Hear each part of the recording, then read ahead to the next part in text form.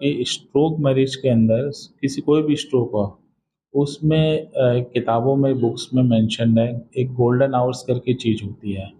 इसका मतलब होता है कि स्ट्रोक के मरीज को जितना जल्दी इलाज मिले उतना ज़्यादा फायदा होता है in terms of life risk से, in terms of hospital stay से, इन टर्म्स ऑफ प्रोग्नोसिस से जब वो रिकवर करके घर जाता है। जितना इलाज में डिले करे उतना ही पेशेंट का प्रोग्नोसिस हर इन चारों टर्मों से डिले होता जाता है। फिर उसका ठीक होना मुश्किल, जान का खतरा बढ़ जाता है, हॉस्पिटल स्टे बढ़ जाता है। तो ये जो टाइमिंग है ये बहुत इम्पोर्टेंट है। तो आपके घर में आसपास किसी को भी मिले या इस टाइप के सिम्टम्स दिखे आप इमीडिएटली रन करें हॉस्पिटल में जहाँ स्ट्रोक का इलाज हो और अपना इलाज करवाएं। শুনলেন ডাক্তারবাবুর কথা। গোল্ডেন আওয়ার কিন্তু ৪ ঘন্টার যে গোল্ডেন আওয়ার সেটা কিন্তু আমাদেরকে মেনটেন করতে হবে যেকোনো নিউরোসায়েন্স সম্পর্কিত যেকোনো সমস্যার সময়।